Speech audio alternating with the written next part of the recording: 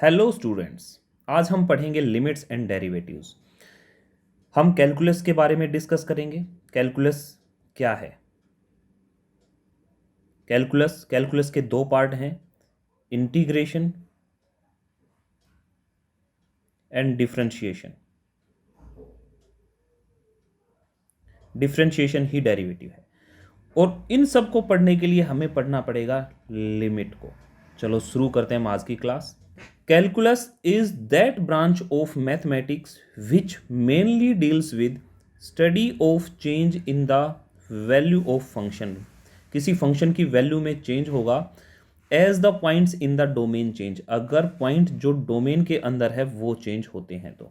Example के लिए देखते हैं, एक फंक्शन है एफ एक्स, ये एक्स स्क्वेयर के इक्वल है। ये फंक्शन किस पे डिपेंड करता है? ये एक्स की वैल्यू पे डिपेंड करता है। एक्स वन है तो मेरा एफ एक्स भी वन होगा, क्योंकि एक्स का स्क्वायर यानी वन का स्क्वायर क्या आएगा? वन होगा।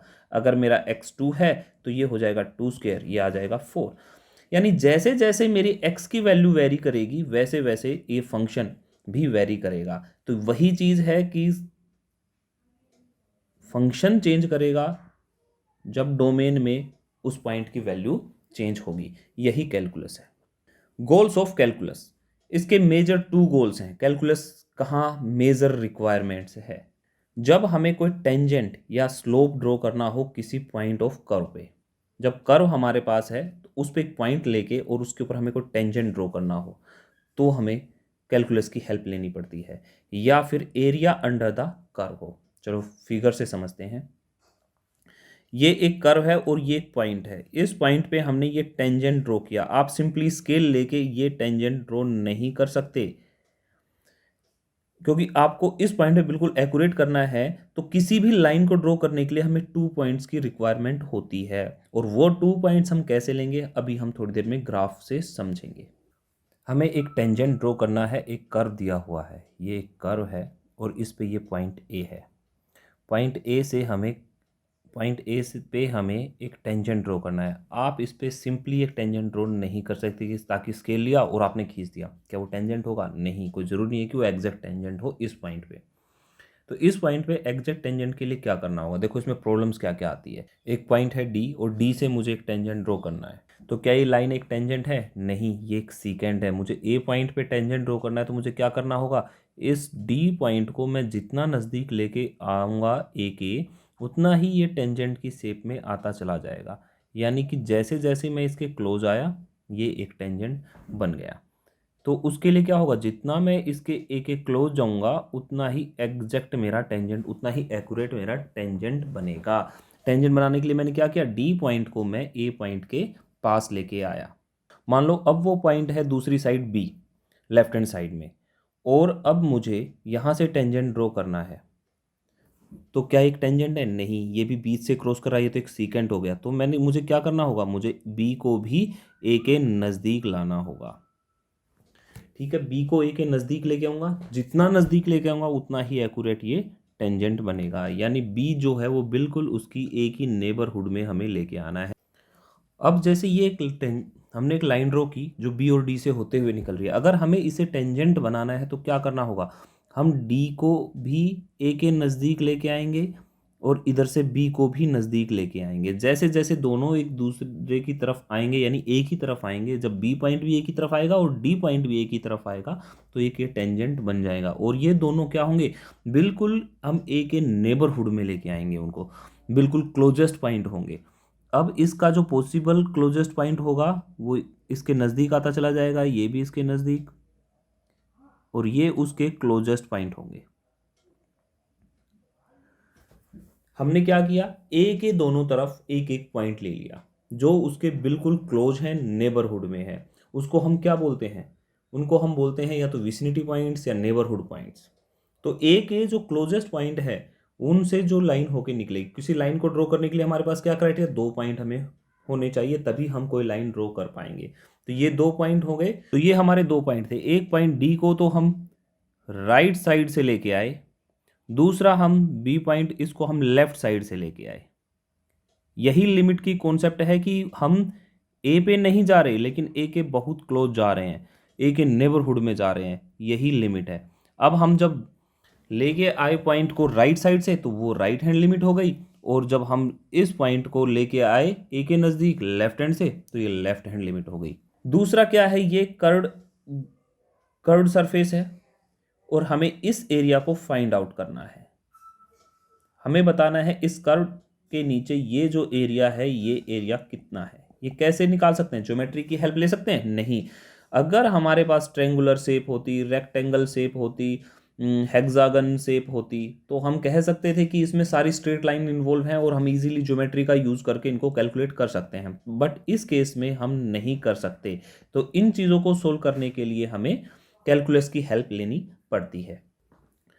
हमें एक फंक्शन की वैल्यू निकालनी है x इज इक्वल टू 2 पे, और हमारे पास फंक्शन है F X is equal to X plus 2। तो हमें क्या करना होगा? सिंपली इस फंक्शन में x की वैल्यू रखनी पड़ेगी। x की जगह हमने 2 रख दिया और हमारी इसकी वैल्यू आ गई 4। दूसरा फंक्शन दिया हुआ है F X is equal to X square minus 4 upon X minus 2। अगर हम इसमें x की वैल्यू रखते हैं तो हमारे पास f2 आ जाएगा 2 स्क्र माइनस 4 अपॉन 2 माइनस 2। इसको सोल्व किया तो 0 आया, इसको सोल्व किया तो 0 आया। हमें ऊपर वाले से मतलब नहीं, हमें डिनोमिनेटर से मतलब है। अगर डिनोमिनेटर किसी चीज का 0 हो जाता है तो वो फंक्शन अनडिफाइंड हो जाता है। डिनोमिनेटर अगर 0 आ गया तो हम उसको सोल्व नहीं कर सकते और वो फंक्शन हमारा क्या हो जाता है? अनडिफाइंड हो जाता है। लेकिन अब अगर मैं इस एफ एक्स को, जो ऊपर वाली टर्म ये है, इसका फ्रैक्शन कर देता हूं तो हमारे पास क्या आ जाएगा? X plus 2 into x minus 2। X minus 2 से एक्स माइनस 2 कैंसिल हो जाएगा और हमारे पास क्या बचा? X plus 2। अब एक्स प्लस 2 क्या है? ये सेम पहले वाला है। अगर मैं इस केस में रखता हूं 2 तो हमारे पास आ जाएगा 4 इस वाले केस में। लेकिन अगर मैं इसमें रखता हूं तो ये फंक्शन मेरा अनडिफाइंड हो रहा है। इस केस में अनडिफाइंड है, इस केस में 4 आ रहा है। तो इसको हम लिखने के लिए लिमिट का यूज करते हैं। और लिखा कैसे जाता है? लिमिट एक्स अप्रोचेस टू 2, इसको बोलते हैं अप्रोचेस टू और tends to. x is approaches to 2 और टेंड्स टू 2 इस फंक्शन के लिए। ये फंक्शन फिर हमने पूरा फंक्शन लिख दिया और इसकी वैल्यू जो 2 पे थी वो 4 है। यहां पे क्या वैल्यू आई? 4 वैल्यू आई। तो ये जब x 2 की तरफ अप्रोच कर रहा है तो इस फंक्शन की वैल्यू 4 आएगी। ये फंक्शन 4 की तरफ अप्रोच करेगा। जब x अप्रोच करता है a की तरफ, a कोई पॉइंट है जिसकी तरफ अप्रोच करता है, और जो एफ एक्स है वो l की तरफ अप्रोच करता है, तो l को हम कहते हैं limit of function F x. x ने अप्रोच किया a की तरफ इस फंक्शन के लिए और इसकी वैल्यू l आ गई, तो ये क्या है? ये लिमिट ऑफ फंक्शन है। ये वाली x एक्सिस है, ये x एक्सिस हो गई हमारी, ये वाली y एक्सिस है। y एक्सिस कह सकते हैं या एफ एक्स कह सकते हैं। जैसे जैसे x की वैल्यू चेंज होगी वैसे वैसे एफ एक्स चेंज होगा। ठीक है।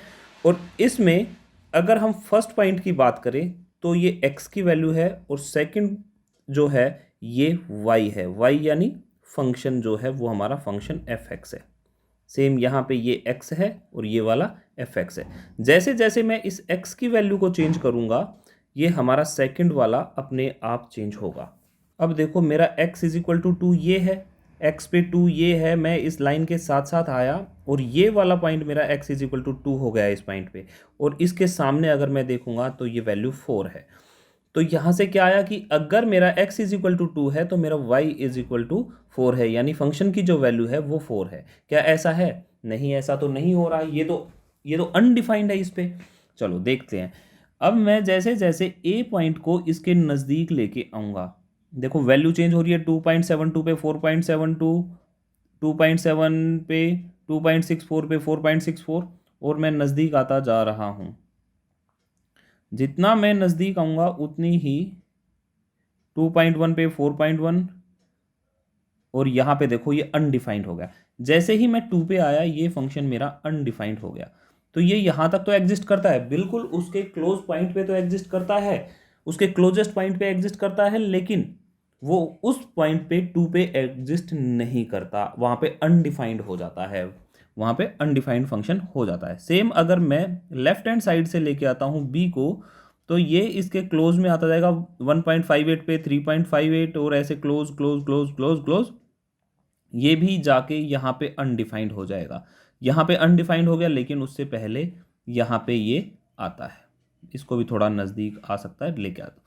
अब देखो जो हमारा पॉइंट जो 2 पे है, x इज इक्वल टू 2 पे जो पॉइंट है वो बिल्कुल a और b के बीच में है। तो इसका क्या मतलब है कि जब हम a को कर रहे हैं 2 के नज़दीक लेके आ रहे हैं, यानी a को अप्रोच करा रहे हैं 2 की तरफ, ऐसे ही हम b को भी अप्रोच करा रहे हैं 2 की तरफ, यानी दोनों का फाइनल रिजल्ट देखो। जब जब मैं a को लेके आ रहा हूं तो आप f की वैल्यू में चेंज देखो, अभी 4.49 और धीरे धीरे करके ये 4 की तरफ आ रहा है, देखो 4.1, तो ऐसे करके 4 की तरफ आ रहा है। अब अगर मैं बी में देखता हूं तो ये भी 4 की तरफ जा रहा है, 3.24, 3.36, 3.58 और ऐसे करते करते 3.76, और ये भी हमारा 4 की तरफ जा रहा है। तो दोनों वैल्यूज जब हम राइट साइड से ए को लेके आए, जब राइट साइड से हम ए को लेके आए तो हम कहेंगे कि ये राइट हैंड लिमिट है, और जब हम लेफ्ट साइड से बी को लेके आए इसके क्लोज में तो हम कहेंगे ये लेफ्ट हैंड लिमिट है। आइडिया ऑफ लिमिट, ये फंक्शन था, एक टेबल बनाते हैं इसके लिए। जब हमारी वैल्यू x की 1.5 है तो ये 3.5 है, ये 1.9 है तो ये 3.9 है। हम क्या कर रहे हैं, हम धीरे धीरे इस वैल्यू को 2 की तरफ लेके जा रहे हैं, 2 की तरफ लेके जा रहे हैं। जितना क्लोज 2 के जा रहे हैं ये वैल्यू उतना ही क्लोज 4 के जा रही है ना। देखो ये 3.999 क्या 4 के नज़दीक जा रहा है। अब इस साइड से जब हम आ रहे हैं, यानी इस वैल्यू को जो 2.5, 2.1, 2.01, 2.001, हम क्या कर रहे हैं, इस वैल्यू को 2 की तरफ लेके आ रहे हैं। जब इस वैल्यू को 2 की तरफ लेके आ रहे हैं तो ये 4.5, ये 4.1, ये 4.01, ये 4.001, ये वैल्यू भी 4 की तरफ आ रही है। ये बिल्कुल क्लोज है 4 के और ये भी बिल्कुल क्लोज है 4 के। तो लेकिन जो 2 पे फंक्शन है वो अनडिफाइंड है, फंक्शन अनडिफाइंड है, लेकिन इन दोनों की तरफ अगर हम देखते हैं तो ये भी 4 की तरफ आ रहा है और इधर से भी 4 की तरफ आ रहा है। जब हमने लेफ्ट हैंड साइड से आए ये वाला, इसको हम बोलते हैं left hand limit. Left hand limit को लिखने का ढंग क्या है, x अप्रोचेस टू 2 नेगेटिव, इसको ऐसे लिखा जाता है 2 नेगेटिव, ये हमारी लेफ्ट हैंड लिमिट हो गई। ऐसे ही जब हम राइट हैंड साइड से आ रहे थे, राइट हैंड साइड से आए तो हम लिखते हैं इसको 2 positive, x approaches to 2 positive या 2 प्लस, ये हमारी राइट हैंड लिमिट हो गई। अब देखो ये लिमिट भी 4 को अप्रोच कर रही है और ये लिमिट भी हमारी 4 को अप्रोच कर रही है। तो हम क्या कह सकते हैं कि दोनों 4 की तरफ जा रही है, तो दोनों लिमिट्स क्या हैं, इक्वल हैं। जब दोनों लिमिट्स इक्वल हैं तो हम कह सकते हैं इन दोनों को इकट्ठा करके कि ये लिमिट जो है, limit x approaches to 2 X square minus 4 X minus 2, इसके अंदर दोनों चीजें हैं कि नेगेटिव वाली भी अप्रोच कर रही है और पॉजिटिव वाली भी अप्रोच कर रही है और सेम पॉइंट पे कर रही है, दोनों की दोनों 4 पे सेम पॉइंट पे अप्रोच कर रही है। जब हमारी लेफ्ट हैंड लिमिट और राइट हैंड लिमिट इक्वल होगी तभी ये कंडीशन आएगी, तभी ये लिमिट एग्जिस्ट करेगी। इसमें जो x है, x अप्रोचेस टू 2 है बट नॉट इक्वल टू 2 है, ये 2 के इक्वल नहीं है, अप्रोच करता है 2 के, इसका मतलब ये है। अब एक दूसरा एग्जांपल ले लेते हैं, fx is equal to 2x mod. x mod का मतलब क्या है, जो भी वैल्यू होगी वो पॉजिटिव होगी। मोड अगर x का है, -4 का मोड करेंगे तो 4 आएगा, -3 का मोड करेंगे तो 3 आएगा, यानी कोई नेगेटिव वैल्यू है उसका अगर हम मोड लगा देते हैं तो हमेशा पॉजिटिव वैल्यू देता है। एक टेबल ली हमने, x की वैल्यू जब हमने -4 रखी तो -2 आया, -3 रखी तो -2 आया, -2 तो पे -2 और -1 पे -1। जब हम इस साइड से अप्रोच कर रहे हैं राइट हैंड साइड से तो 4 लेंगे तो 2 आया, इस 3 पे भी 2 आया, 2 पे भी 2 आई और 1 पे भी 2 आई। इसमें आप वैल्यू रख के देखना। अगर मैं x की जगह 0 रख देता हूं तो ये 2x मोड, मुझे इससे मतलब नहीं है ऊपर क्या है, नीचे अगर मैं 0 रख देता हूं तो ये फंक्शन मेरा क्या हो जाता है, अनडिफाइंड। मैंने क्या बताया, अगर किसी फ्रैक्शन का डिनोमिनेटर 0 हो जाए तो वो फंक्शन अनडिफाइंड हो जाता है, हम उसको कैलकुलेट नहीं कर सकते। तो ये फंक्शन x पे अनडिफाइंड हो गया, ये फंक्शन x पे जब 0 है तो वो अनडिफाइंड हो गया। अगर मैं लेफ्ट हैंड लिमिट की बात करता हूं, 0 नेगेटिव या 0 माइनस, तो इसमें क्या है, ये देखो ये भी -2 की तरफ से है, ये भी -2, ये -2, ये -2, तो ये सभी क्या है, -2 की तरफ अप्रोच करता है। लेकिन अगर मैं राइट हैंड लिमिट की बात करता हूं, राइट हैंड लिमिट की बात करता हूं तो ये भी 2 ये भी 2, ये 2, ये 2, सभी 2, तो ये 2 की तरफ अप्रोच करता है। इधर से मैं आ रहा हूं तो ये 2 की तरफ अप्रोच करता है, इधर से मैं आ रहा हूं तो ये -2 की तरफ अप्रोच करता है। ये मेरी 2 है और ये मेरी -2 है। क्या ये दोनों इक्वल हैं? नहीं, ये दोनों इक्वल नहीं है।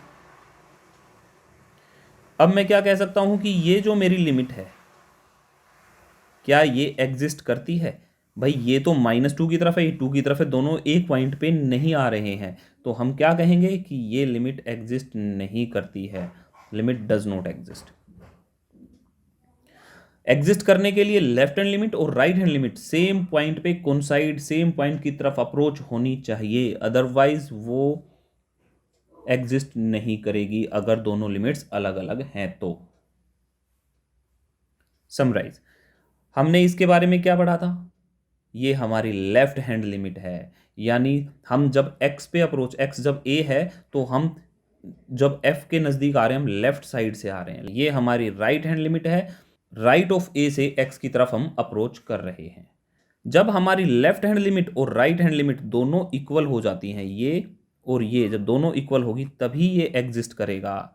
यानी हमारे लेफ्ट हैंड से और राइट हैंड से दोनों लिमिट्स कोइंसाइड करेंगी, यानी एक ही पॉइंट की तरफ, ये लेफ्ट हैंड भी और राइट हैंड भी दोनों एक ही पॉइंट पे अगर अप्रोच करते हैं, x is equal to a पे दोनों तरफ से अप्रोच होता है, तो हम कहेंगे ये लिमिट उस फंक्शन की है, ये एग्जिस्ट करती है। आपको ये वीडियो कैसा लगा हमें कमेंट सेक्शन में ज़रूर बताएं। इस चैप्टर से रिलेटेड जो नोट्स हैं उनका लिंक डिस्क्रिप्शन में डाल दिया गया है, आप वहाँ पे क्लिक करके नोट्स डाउनलोड कर सकते हैं। हमारी ऑफिशियल वेबसाइट है www.eduvoc.in और आप हमें फेसबुक पेज पे भी फॉलो कर सकते हैं। नीचे फोरम लिंक भी मैं शेयर कर रहा हूँ, जहाँ पे आप इस चैप्टर से रिलेटेड अगर कोई इश्यूज़ या कोई प्रॉब्लम है तो वहाँ पे शेयर कर सकते हैं, आपको उसका सॉल्यूशन 24 आवर्स में मिल जाएगा। Thank you for watching the video, take care.